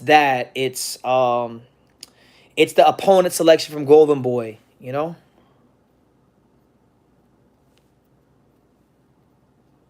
I got to go back and watch Munguia and Hogan, but Hogan is a pity pat shoe shine fighter that runs around a lot. I'm glad Tim Tszyu knocked part of his tongue out. I thought he beat Munguia. Maybe one of these days I have to go back and watch it myself. BT forgot that Hogan got beat by Charlo after the Munguia fight. No, I didn't. I watched that fight. I was in England when that fight happened. I stayed up till 3 or 4 in the morning to watch that fight on Showtime. Shout out to my guy Pete, the pound for pound #1 Canelo Alvarez fan in the world with the first super chat out of live. Pete drops a simple but clear and concise message, which is the untouchable. Yes, the untouchable True School Sports Empire. 90 days of boxing. Day 51. Another day closer, Pete, to Canelo versus Munguia. And just for the fine folks out there in the world, I will be in Vegas that week for the Boxing Fan Expo, It happens to fall on the same day as the Canelo Munguia fight. So if you're going to be in Vegas that week, whether you're going to the fight or the expo, and you want to meet up, reach out on Instagram, Twitter, email me, get a hold of me somehow. I love when I meet people that watch the channel. It was happening a lot when I was in New York. It happened even when I got off the plane in upstate New York. It happened at the fights when I was out there in what is it, Commerce, California, when the Golden Boy did the little card. So, look, it's always great. So, yeah, gonna be doing a lot of traveling here real soon. Boxing does touch real. Boxing does teach real moral strength. Yeah, boxing. I mean, just even with me, like when I was a young, lost 19-year-old kid, like boxing gave me so much direction and confidence, and I'm just a different person. So yeah, I felt like if boxing was in schools, the society would be different. People would have more respect for each other. Kids would walk around differently. Jael Pataya beats any American boxer on the planet. Peter Nutt, you think so? Like around his weights? Because if you're saying the guys around his weights, that's not saying much. American fighters around Jael Pataya's weight suck. The heavyweight and cruiserweight and light heavyweight. We ain't got nothing in any of them weight classes, so they're not really saying a whole lot. Tim Tszyu brutalized Dennis Hogan. Whether you like Canelo or hate him, he's had a very good career. He has. I'm not saying he hasn't. I think the greatness of his career, or the magnitude of how great people see him is exaggerated. But he's been good for the business. He's been good for the industry, and whether I want to admit it or not, he's good for my channel, because I don't. Canelo gets me out of character. I'm not as nice when I talk about Canelo. So people, whether the people are Canelo fanboys or Canelo haters, people tune in whenever I speak about Canelo over the years. People tune in because they know it's always going to be something. It's always going to be worth listening to. Is Terrence Crawford an all-time great right now? Falling star, great question. I think that Terrence Crawford, in terms of accomplishments, is an all-time great. Like, on paper, 2-time undisputed champion,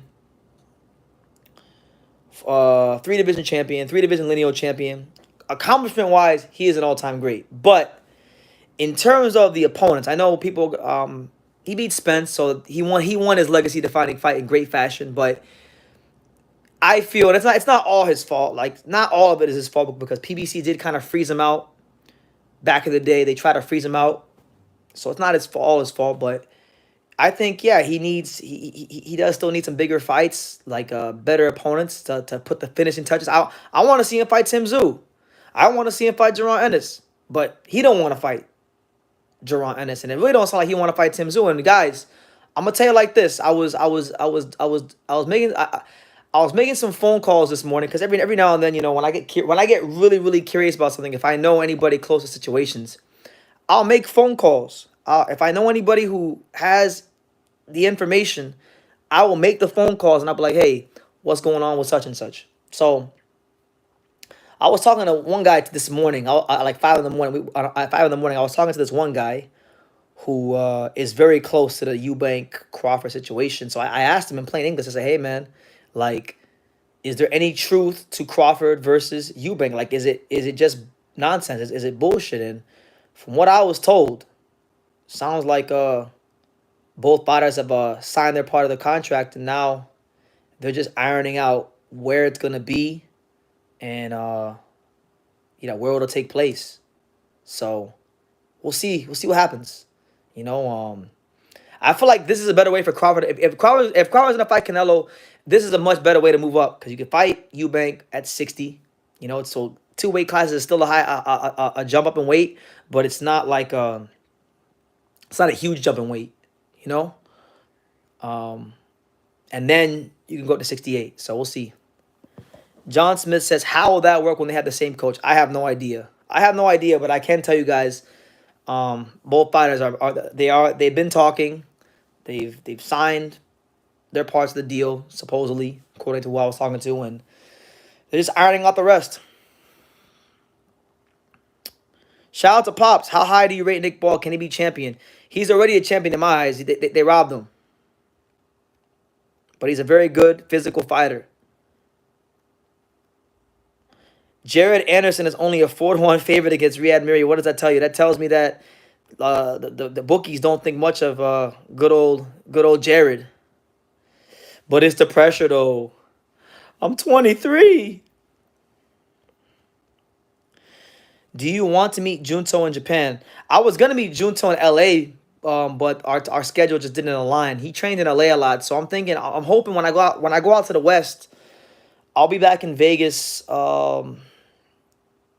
In I'll be back in Vegas on March 30th. So maybe if Junto is back in the States early enough, maybe I could take a quick trip to LA and go meet him. I would love to meet Junto Nakatani. Junto Nakatani is one of the best fighters in boxing right now, of course. And I know someone that's really close to him that works with him when he's here in the States. So it's easy. That'd be an easy interview to go get. Jared Anderson is $1 million talent with a 10-cent head. And you said it, not me, so.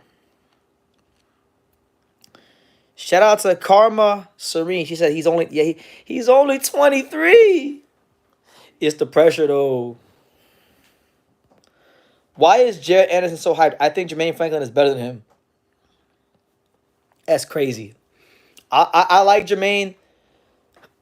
I've interviewed him. Good dude.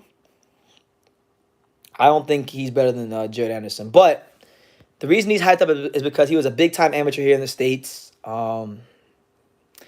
He was a top-rated amateur heavyweight here in the States. He made a big name for himself in the gym sparring, guys like Fury. He's got a great talent. Like, everyone I know that sparred him, who I've interviewed, has said Jared Anderson is the most talented heavyweight they've ever sparred. But you can be the most talented in the world, but if you don't got this, and if this is lacking too, and you're and like boxing, I'm gonna say it very bluntly for you guys. Boxing is like a jealous bitch. Boxing is a jealous bitch. If you're going around and you're just not focused on the sport, you'll never get what you want out of it fully. You know, so you gotta be loyal to your woman.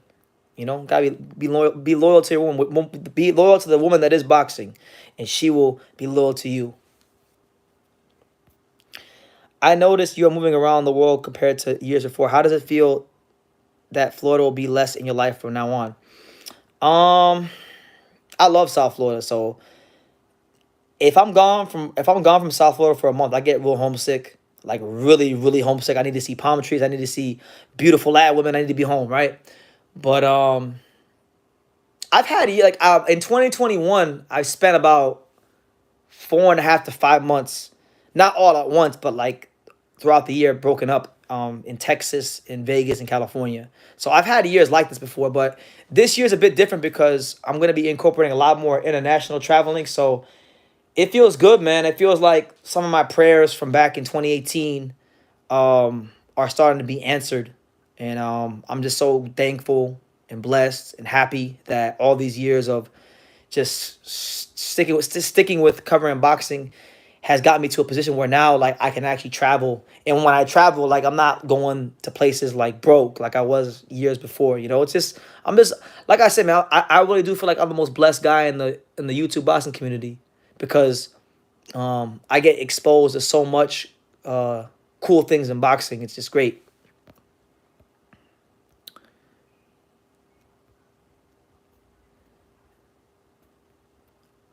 Fabio Worley is decent. Yeah, man.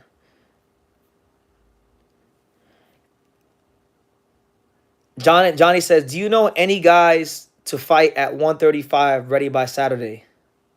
Do I know anybody at 135? I'm trying to think. Who do I know at 35?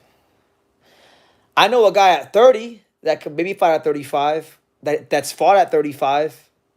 But I don't think he'll take the fight right now because he's high. I know Tar. That's about it. Would you ever live in Japan for longer than a year? Oof. Funny enough, right? So I'm going to tell you guys a story. So when I got back from Japan in May, like, everything in my life went to shit. Everything everything in my life went to shit. Like YouTube demonetized me. Um, my room flooded. One of my friends here in South Florida got shot in the chest at Walmart. One of my childhood mentors passed away. All this happened in like a 2 month span. So that being said, um, I got so down that I used to fantasize about living in Japan because life in September and October was so bad that I had to just like think of something to get off the realities of life, right?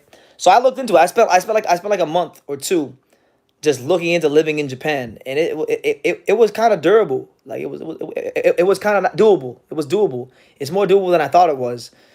I wouldn't just move out there for the sake of moving out there, but if the right opportunity in boxing presented itself, like let's just say hypothetically, right? If now that I'm gonna start dipping my toe in the water and start managing fighters at some point this year, like if the right opportunity presents itself to manage fighters or maybe to take a fighter from South Florida there for sparring or something like that, then yeah, I don't rule it out living in Japan. I think it'd be good for me. I think it would definitely level me up as a person because just going there for a month changed me fundamentally as a person. So I would never rule it out. Pete says, I got homesick when I went to Japan for 13 days. I cut my 17-day Japan vacation short and came home. America. Well, I'll tell you this. I didn't get homesick. Japan was the one place I've been to in the world where I didn't get homesick. I wanted to actually stay longer. So we're gonna try that again this year. And I'm gonna try to stay there even longer. I was there for like 3.5 weeks last year. So this year, we're gonna try to do maybe a little bit longer than a month. And we'll see how it goes. What do you think about Sinisa Estrada versus Yokovai? How do you think that's gonna go? It's gonna be a great fight. I think Yokovai is a very intelligent pressure fighter. I think Yokovai is a very good fighter, but as I've been saying since 2016, I think Sinisa Estrada is one of the best fighters, not just in women's boxing, but boxing. Been saying that for many, many years, way before Golden Boy Promotions even signed her, when she was an unsigned fighter fighting at the Belasco Theater and on Romo Gonzalez undercard, Sinisa Estrada is hard to beat. I think Sinisa Estrada will beat Yokovai. I don't think she's going to stop her. I think she's going to try to stop her, but I don't think she's going to stop her. I think she winds up winning they fight 12 rounds. I think she's going to win like a 117-111 decision. That's how what I would say. I just think she's too smart, too versatile. Yokovai throws a lot of punches. She's a volume puncher. Sinisa Estrada can be the volume puncher too, but Sinisa Estrada is also an elite counter puncher with great timing. She's in my opinion, right? I don't like comparing female fighters to men fighters, but she's like style wise, apart from punching power, just style wise, she kind of resembles Terrence Crawford a little bit with the switch hitting and the angle she takes. So yeah, Sinisa Estrada. Pete says Australia is the only place that he'd move to. I've never been. That's the next country. Australia, Croatia, and South Korea. Australia, Croatia, South Korea. Those are the three countries I haven't gone to that I want to go to. Yeah, Japan, bro. Japan is ridiculously safe. Like, I'm gonna tell you this, man. Speaking as somebody who grew up in South Florida is a crazy place. It ain't always the safest place to go walk, depending on where you're at. But man, Japan, you could you can literally leave at 3 in the morning. Nobody messes with you. You can go and it's great. It's really, really safe. Because I remember when I was in Japan, I stayed in Ota City, Tokyo, and I used to walk from where I was staying in Ota City, Tokyo, all the way to Shibuya, which is like Shibuya is a big tourist spot. It's kind of like a way cooler version of Manhattan, in New York, or like a Times Square. To me, it's like amazing. I used to walk an hour and a half there, and then I would go to this. There was this bar in Shibuya that I made friends at this bar in Shibuya when I was there. So I would go there, hang out with my Japanese friends at the bar, talk to them. I drank a couple times while I was there, and then I would walk all the way back from Shibuya to while I was staying in Ota City, Tokyo. And So that was like 3 hours and some change of just straight walking, and then another 4 or 5 hours of just being at the bar. Not once did anybody ever screw with me or like try to start anything. It was great. Is your 30s you feel will be the most prosperous decade of your life, BT? Yes, 100%. I've thought since I was 18 that my 30s were gonna be like my real like coming of age, and the closer I get to 30, the more it's starting to feel that way. The more things are just falling into place, and there's a couple of things I want to get squared away this year, but so far things are moving in the right direction. So yeah, I would say so. Melbourne, yeah, I would love to go to Melbourne. Melbourne, Sydney, all that stuff. The whole Australia. I agree. Plus, Sinisa is way cute. Yeah, Sinisa's an attractive woman. I used to have a little thing for her back in the day. What about Dubai? Why not check out the richest country in the world? Um, I like the Middle East just isn't somewhere like I'm not like over the moon about going. Like if I think I wind up going there, like I think because there's so much boxing in Dubai now, or Dubai and Saudi, I think I'll wind up there naturally. But I don't know. Just the Middle East doesn't seem as cool to me as like Japan or Australia. But I don't rule it out. I feel like the more countries I can go to, the more I could experience, the more that's gonna help me as a person and help people around me. So why not? I don't rule it out, but it's gotta make sense. Like I can't just go there to go there. Japan is totally safe. You do see men in business suits completely passed out on the sidewalk. Oh yeah, it's crazy. They work. I mean, they work. Those Japanese salary men, they work hard.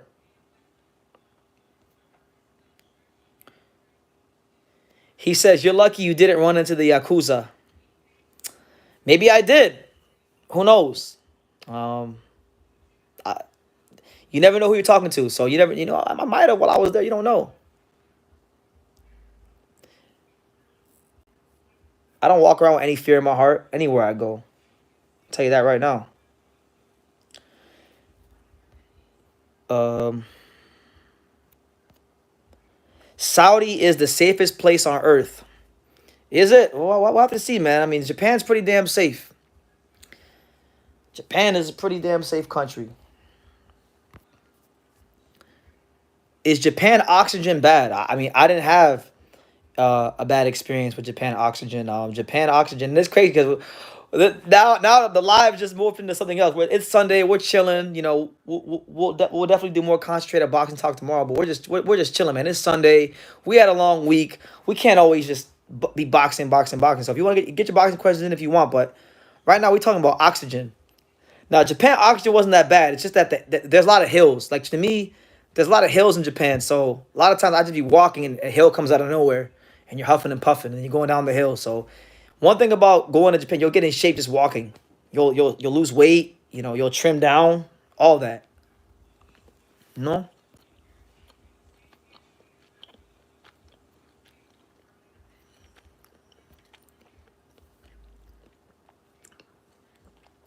David said, take this into account.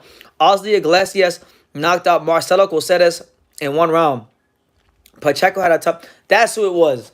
I was trying to remember who Osli Iglesias stopped. It was Coceres, which is a great victory for him. We know Coceres. We know that Coceres dropped Berlanga and gave Pacheco, like you said, a tough fight. So it's a statement, and he's definitely on my radar.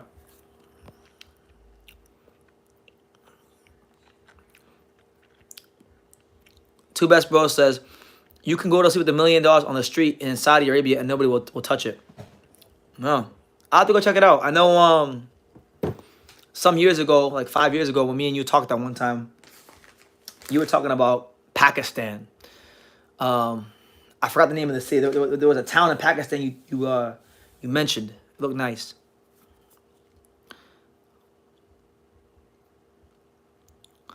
Pete says that he visited the Marvel Stadium. Yeah, that's where George fought Devin. Sure, it was nice. All right, guys, we'll go 10 more minutes. I'm enjoying my time. We'll go 10 more minutes and then I'll get up on out of here because I gotta go knock out a bunch of videos before I go to before Actually, I'm not even going to sleep tonight. I'm gonna work the night, and then I'm gonna work pretty much until I have to go see Philip Hergovich. So yeah. Fantasy fight BT. Prime GGG versus Prime Beterbiev. If both of them belong in the same weight class, who do you pick? Beterbiev. Definitely Beterbiev. I think Beterbiev is the more complete fighter. Beterbiev punches harder. But that's a great fight. I know Golovkin's chin though, like he had a granite chin though, so that might actually be where Golovkin may have a slight edge. But I just like Beterbiev more.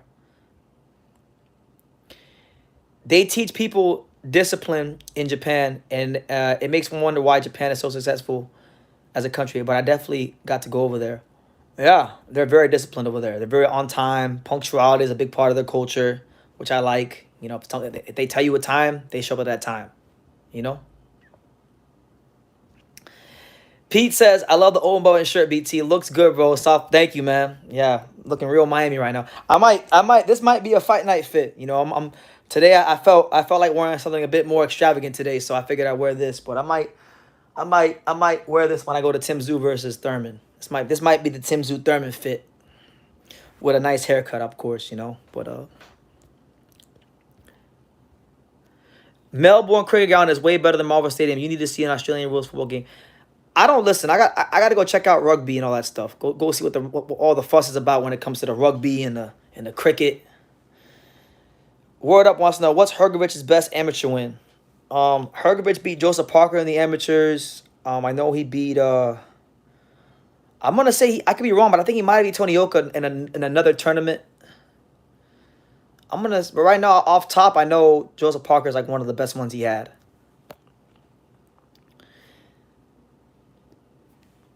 Falling Star wants to know, curious to wondering why BT, why don't you know Spanish? Well, I understand Spanish perfectly, actually. You know, you live in Miami, you live in South Florida. Spanish in certain parts of South Florida is a primary language, so you got to know a little bit of Spanish. I definitely understand it. Nah, my dad, growing up, my dad was always working for the most part. Like, my mom and my dad divorced when I was like 3. So, my dad was working a lot. And then most of my family, my Spanish family, they live up north. So a lot of times I was just by myself. So really there was nobody to speak Spanish with. So that's really what it is. But as I've gotten older, like the only reason why I don't speak Spanish right now is because I'm just lazy and haven't like put the time in. But I'm telling you, if I do so much and just put the time in, I'll learn it quickly. Because when I go up north to go see my family that only speaks Spanish, and I have to actually like speak Spanish back to them, you know, it improves exceptionally. You know, so I gotta really stop being a lazy bastard and do that, because I have this one of my goals by 35 is to be trilingual. I want to know Spanish, Japanese, and obviously English. So you know, I'm less than 5 years away from being 35. So right, is it 5 years? Yeah, because I'll be 30 next year. So I'm a little over 5 years away from being 35. So I gotta get to it, because these languages aren't gonna learn themselves. Rugby is like American football without pads. Yeah, I'd like to see a game. It'd be cool. I'm not into what ifs, but how do you think Evan Valero would do against the current crop of 135 guys? None of them would fight him. If Evan Valero existed right now, none of them would fight him, because they would say he's not a big name. Everything you're seeing happen to guys like Super Matias would happen to like Valero. You know, same thing. Like somebody made a good point. I think it was Steve Kim on Twitter. Like, if Marvin Hagler was ordered to fight John Mugabe under today's boxing climate, you know, maybe the WBC would have made him the franchise champion, and then John Mugabe wouldn't get the fight with Hagler, and then we all would have missed out on a great fight. And it's like, look at even some of the fighters from yesteryear, like Baldomir. Look at a guy like Carlos Baldomir. Take him for example. He was able to fight Floyd Mayweather for a big payday, because boxing had megastars like Pacquiao and Floyd, where no matter who they fought, people tuned in. But we don't really got that at 147 or 135. So a guy like Baldomir or even a guy like Valero, they wouldn't even get the chance to fight, you know, for titles or big money, just because of how boxing is.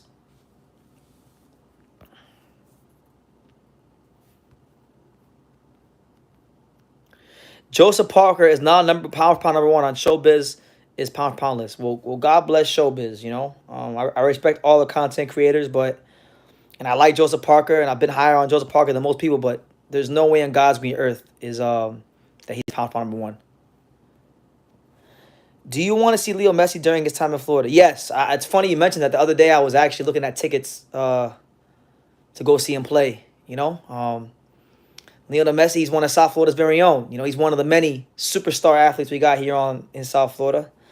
So I would love to go see Leo Messi play at least once before he goes ahead and he retires. He's one of our own now. He's repping that South Florida. So would love to go see. I would love to go see Leo Messi play at least once. And tickets, I was looking for tickets to this one game, and they're actually pretty affordable. So I'll definitely go see Leo. Maybe I'll do a live there. Who knows?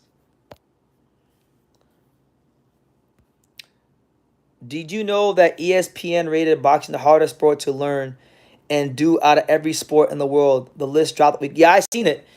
The two sports that I like the most, two of the sports that I like the most, along with baseball, boxing was one, and then hockey was number two. Shout out to the Panthers. Boxing and those are two very hard sports. Two of the most physically demanding, most grueling sports. So that's not surprising at all. We got another super chat. Shout out to my guy, Everything by John. He says, "Hey, bro, how's the boxing going, and how long do you think it takes to see results when you first start boxing?" I'm 30 now. Shout out to Everything by John. Good to see you, and thank you for your contributions. I appreciate people like yourself. The boxing's going good, man. I only trained twice last week because, I just now got back to South Florida, so I'm still getting back in my routine. But I'll probably be in the gym tomorrow, to do some training. I'm trying to train. I'm trying to train 5 or 6 times a week this week. I'm trying to really, get in that dog shape before I get out west. But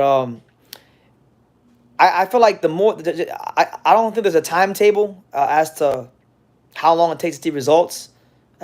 When you say results, do you mean as far as like your technique improving, or do you mean like as far as your physical shape? Because if you're talking about your physical shape, that's gonna take some time. But as far as technique, that'll take even more time, because technique is like, you got, if boxing isn't something you've been doing as a kid, it takes a while to, learn the basics and instincts and things like that. So I would say, look, if you're looking to get into physical shape, it's no different than a fighter themselves. I would say for a regular person to get into like top peak physical condition, if you're only training once a day or 5 times a week or 4 times a week, it's gonna take you anywhere from 10 to 12 weeks.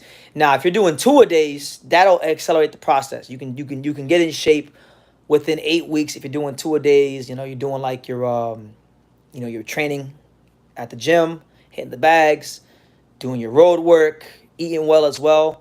It all depends on the person. But one thing I can say, as long as you stay consistent, every time you come out of the boxing gym, you're gonna feel like a better person. There's no ifs, ands, or buts about it. So I don't know if that's a good answer, if that answer will suffice, but I try to answer it as good as I can. And shout out to you. You're 30 years old. I'm 29. I'll be 30 next year. Can't wait. What is a boxer's diet like, BT? I'm gonna tell you, that's why I feel like I got the most respect for boxers, because one thing for me that I love, apart from the women, because that is a vice. I will say, I don't drink like that. I don't smoke. But if I had a vice on this earth, my vice would be women. Okay. But like right now, guys, like, look, I got unhealthy shit like this next to me. Airheads Extremes. One of my favorite candies in the world. I love sweets. I got a sweet tooth, right? So, boxers diets. A lot of the boxers I know, like, take a guy like, well, I use Isaac Chamberlain as an example, because he's a guy that I spent a lot of time around, and I know how he diets. I know a guy like Isaac Chamberlain eats a lot of like fish. I don't know if he is now, but I know at one point in time Isaac Chamberlain was a straight pescatarian, like just fish. That was it. Fish, salmon, all that stuff. So he would normally eat like salmon every day. Some fighters eat salmon every day. Some fighters eat veggies and fish. Some fighters eat steak. It all depends on the fighter and the weight class. But generally speaking, as a fighter, you want to make sure you're not drinking soda too much at all. You want to make sure you drink a lot of water. Your water intake's got to be great. Normally, especially for fighters who have a sharp weight cut, it's suggested that they drink a gallon, sometimes a gallon and a half of water a day. So I know of fighters that drink a gallon and a half of water a day. It's crazy, but it all depends.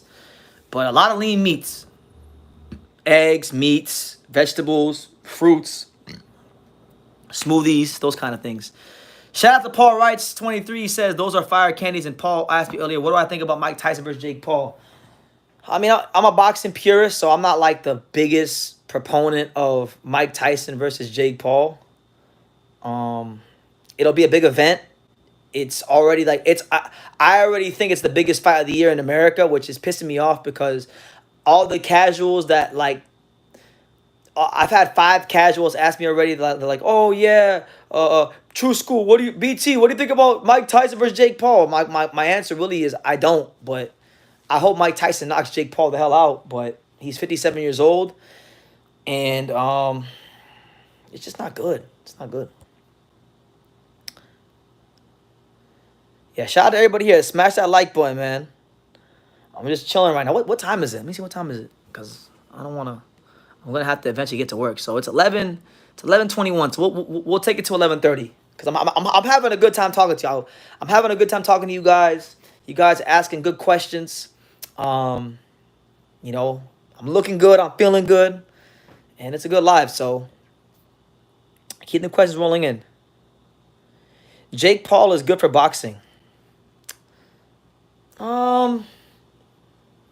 To a degree, I think he's done one thing I'll say about Jake Paul. I don't really care about Jake Paul the fighter.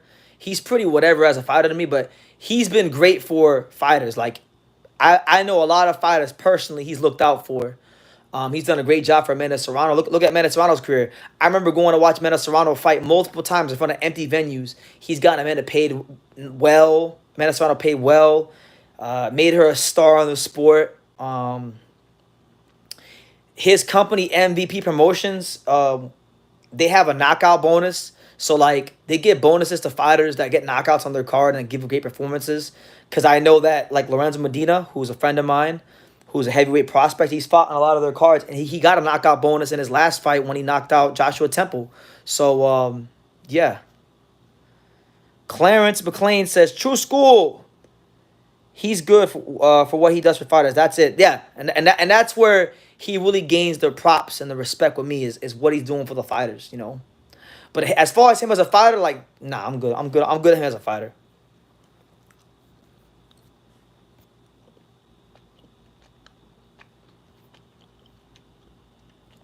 Bubblegum con candy, yeah. That's what that's Jarrell Miller's diet. That's somebody's heavyweights diets is con candy and bubblegum. Hitting a baseball is still the hardest thing to do in sports. It's definitely up there.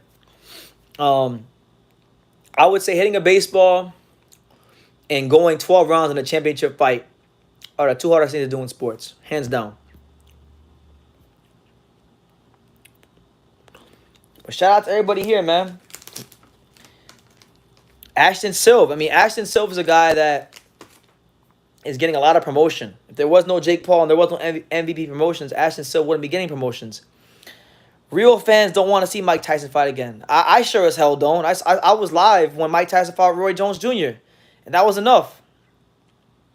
That was enough. That was 4 years ago, and he didn't look up to par in that fight just because he's old. I mean, listen, Mike Tyson is Mike Tyson. He gave the boxing industry and the boxing fans and the sport more than enough. Like, and I understand why Jake Paul's taking the fight, but I gotta ask the question: why the hell is Mike Tyson taking the fight? What's like? I know he'll make money, but Mike has enough money. Mike can make money just being Mike. Like, what's his reasoning of taking the fight?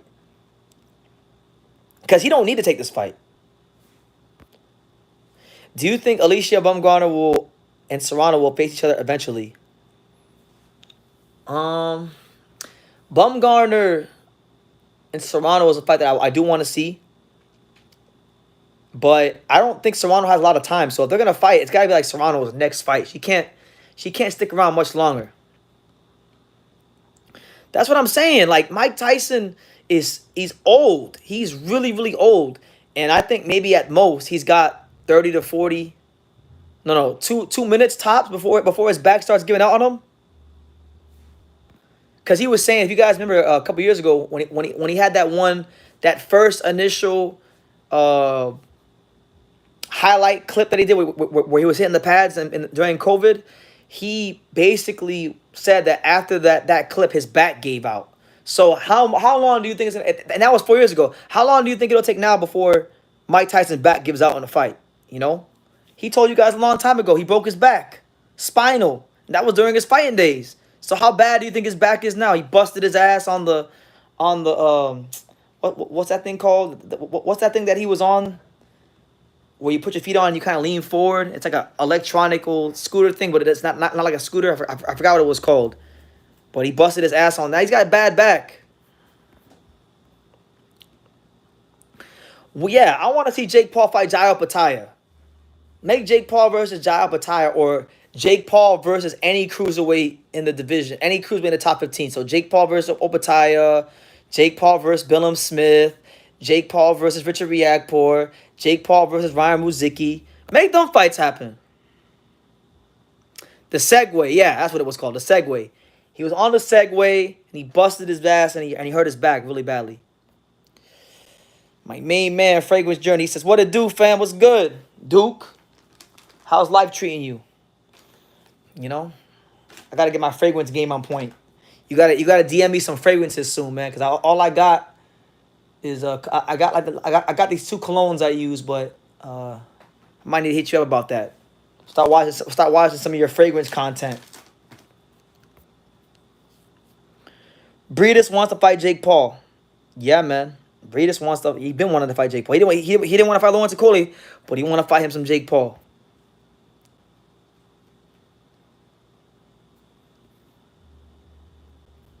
I think Conwell is good, but he went to life and death with Boots and his leftovers.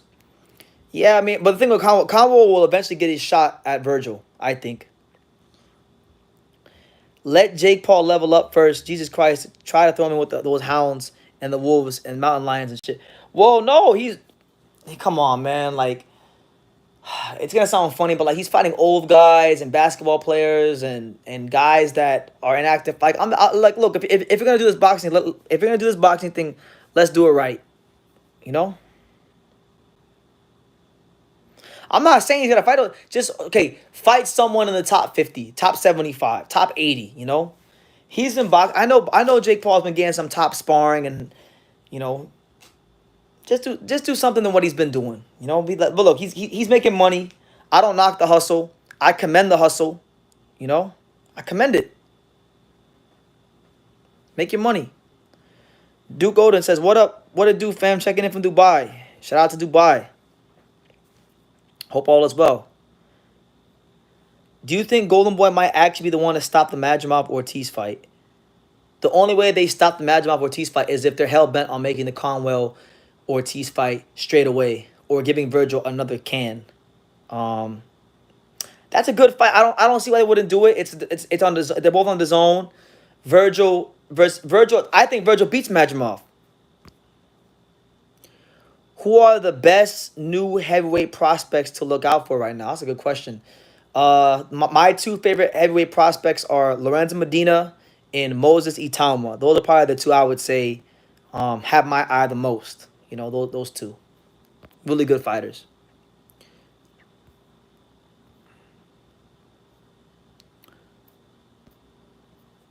But guys, on that note, I'm gonna go ahead and wrap it up.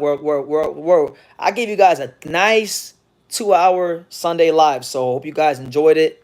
I'm gonna go ahead and get up on out of here. But before I get up on out of here, program reminders. I'm not sure when the next live fight reaction will be. If I don't go to the Panthers game on Saturday night, I will be live for Maxie Hughes versus Peta. But Maxie Hughes versus Peta is such a mismatch, so I don't know if I'll go live for it. But maybe I will. Who knows? But I'll be live. I'll be live throughout the week. There's 2 interviews dropping tomorrow, so stay tuned for those.